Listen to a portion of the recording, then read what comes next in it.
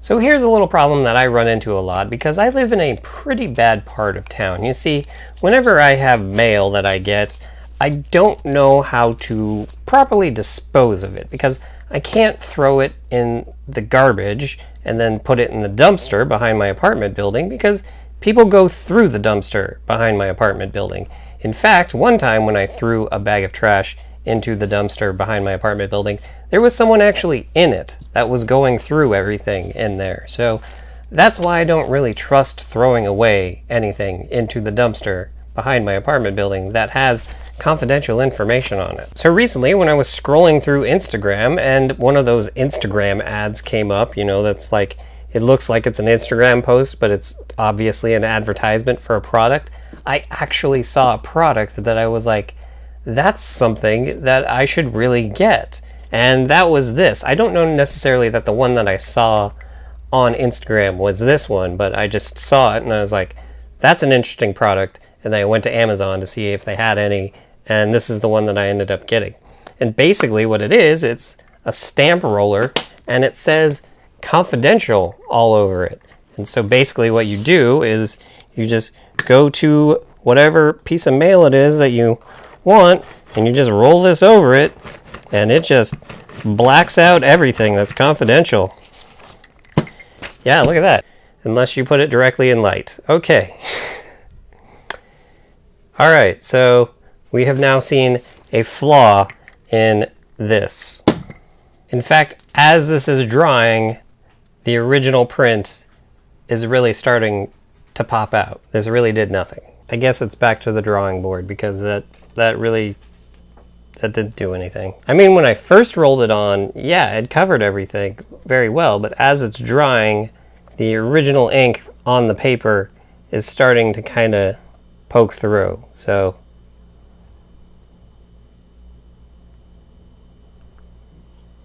did you see anything? No? Okay. So that's annoying. Luckily, this didn't cost that much. Luckily, this didn't really cost that much, so I don't feel too ripped off by it. And maybe if I try it on different mail, maybe it'll work better. But DMV notices doesn't necessarily work too well. So I'll report back once I've tried it on something else, but right now I just don't want to go grab something else because I have everything set up. Anyway, roll the thing.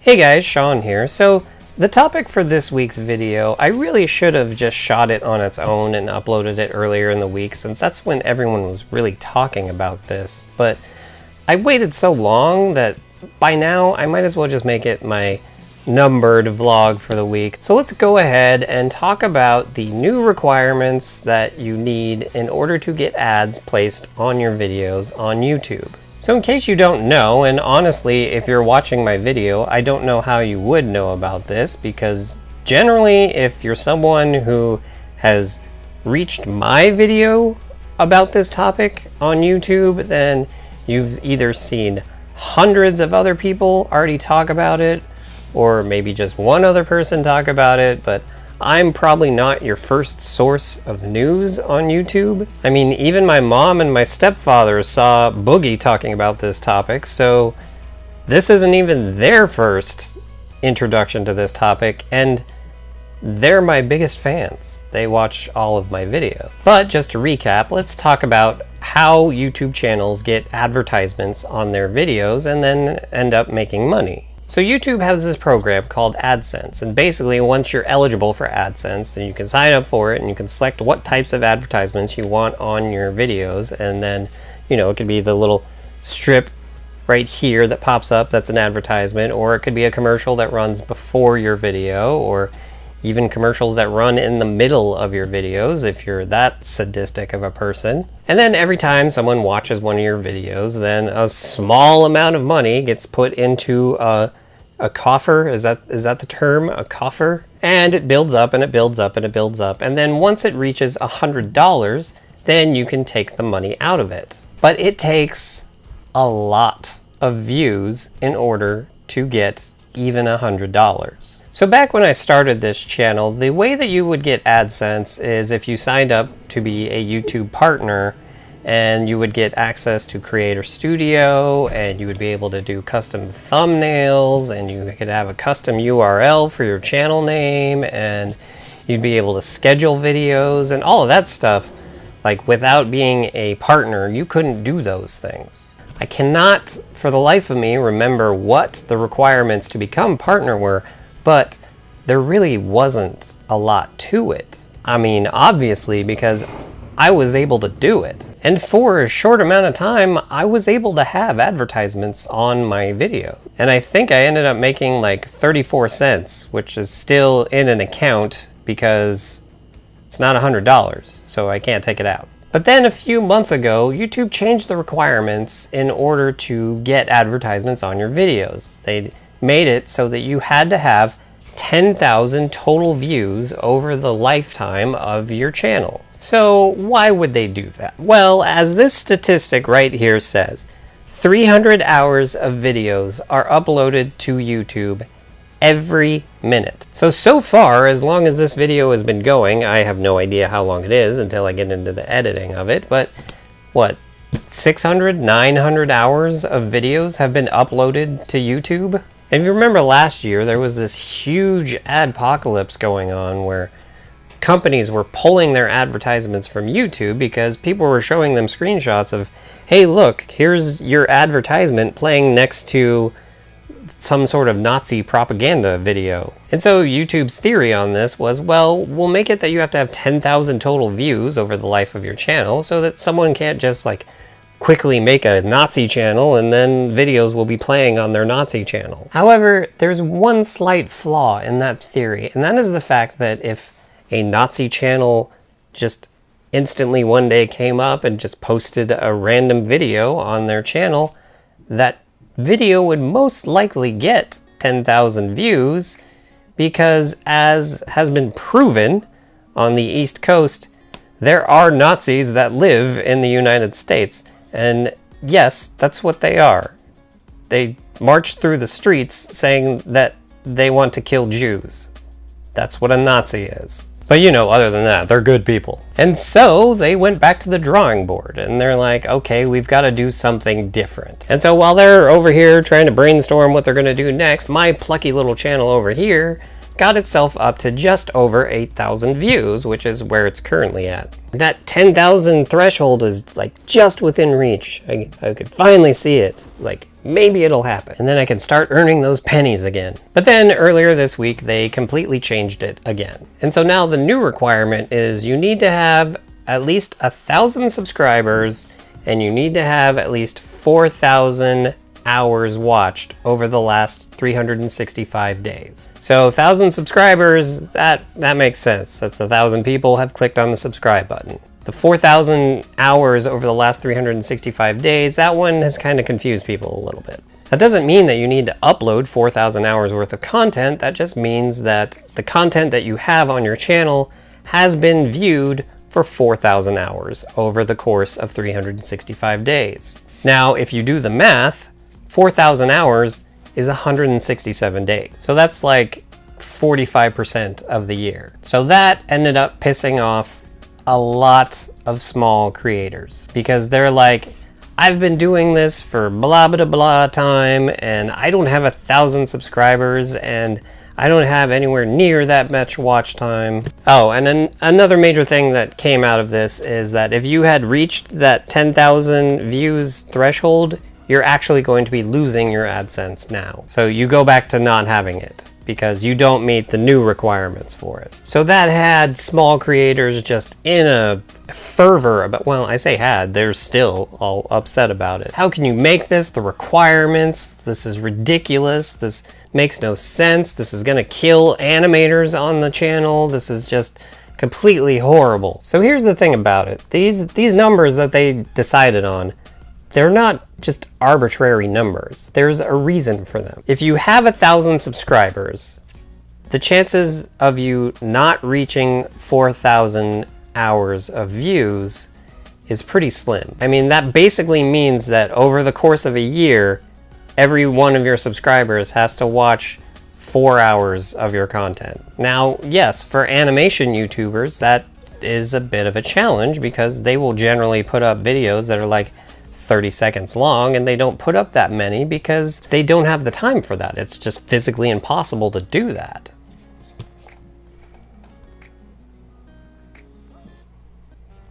Do you want to talk about animation YouTubers? Did you come to talk about animation YouTubers? Did you wanted to see the people? Here, you want to see the people?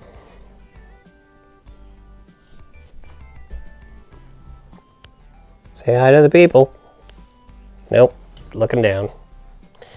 All right. I've completely lost my train of thought. Right, so animation YouTubers. They have very short videos because it takes a long time to make even short videos, and since it takes such a long time to make such short videos, they can't make that many of them. So the chances of them having that total amount of views makes it kind of difficult. But here's the other thing. The 4,000 hours, that's about how much you need your content to be viewed in order to make $100 within a year. So if you're getting less views than that to begin with, then you can't even get the money out of the account because it's not $100 yet. Yes, if you were to say have 3,500, then after like a year and 2 months, then you could get the money out of there. Now, when it comes to small creators, it's really kind of hard to get any smaller than me. What do I mean by that? Well, let's look at these two requirements. 1,000 subscribers. I'm currently at 44. I've been doing this for a year and a half. I don't see myself getting to 1,000 anytime soon. And then 4,000 hours worth of watch time over 365 days. I currently have 271 hours. So, not getting that anytime soon. But you know what I do have? I have a Patreon. And why do I have a Patreon?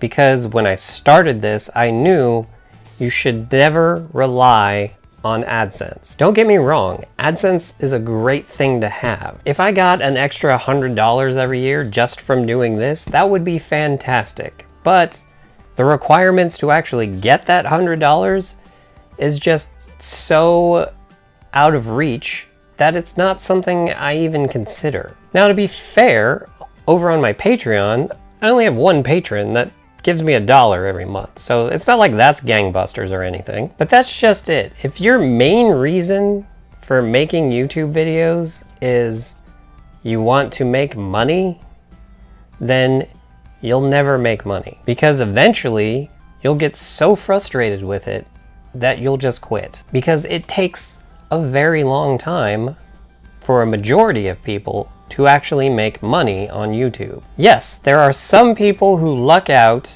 and make like one video that goes super viral, and then they're able to catch that wave and turn it into a career. I mean, essentially that's what Brizzy Voices did. But you can't constantly ride the wave of that one viral video.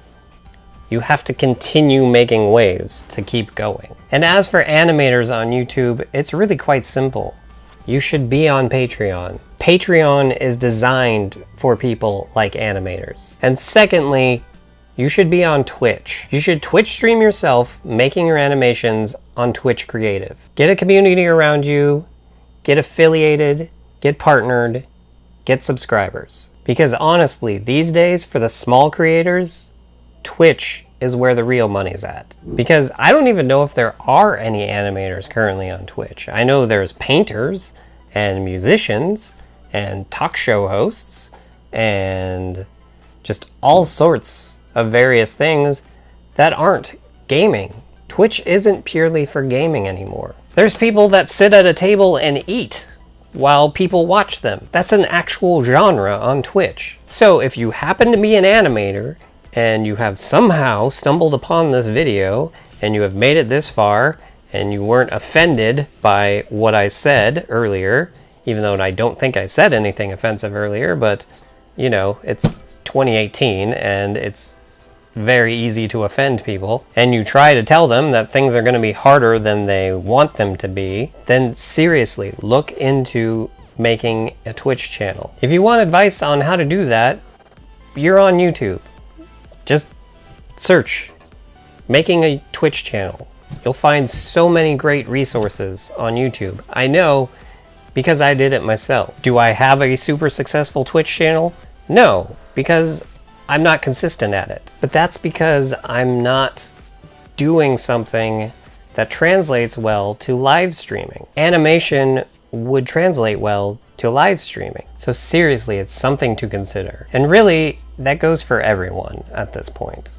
If you have something that you do that you think people might be interested in watching you do it, which I'm assuming you do because you make YouTube videos, then go make a Twitch account. In fact, Twitch just announced a new thing that they're doing called Twitch Video Producer. And basically what this is it's like having a Hollywood premiere for any video you make. So let's say you make a YouTube video and you want to premiere it for people. You can go to Twitch, upload it to Twitch, and then set the time that it's going to play and have people come into the room and watch it all together, like they're in a movie theater. I haven't really looked into it too much, but that's basically just a surface level understanding of what it is. It's basically just uploading a pre-made video and determining when it's going to play so that you can have an audience there ready to watch it when it goes live. And I know you're probably saying, well, how do I get an audience? Well, you have subscribers, you have people that watch your videos. And if you're saying, I don't have people that watch my videos, I barely get any views per video, and I only have like 50 subscribers, and I would say, 50 subscribers, that's amazing, that's more than I have. I don't know how to get views or subscribers, obviously, because I'm not an attractive young white boy. I'm an attractive old white boy. I can't back that up. So yeah, am I worried about the new requirements to get ads on my YouTube videos? No. I wasn't going to be getting ads on my YouTube videos anytime soon anyway, and I don't do this for money. If I did this purely for money, I would have given up a long time ago. Because honestly, at this point, this little hobby that I've started here for the last year and a half has probably cost me well over $2,000. I do have a spreadsheet that I could probably look at and easily figure out how much I've spent on this, but I don't want to do that right now because it's depressing. But it's not about the money.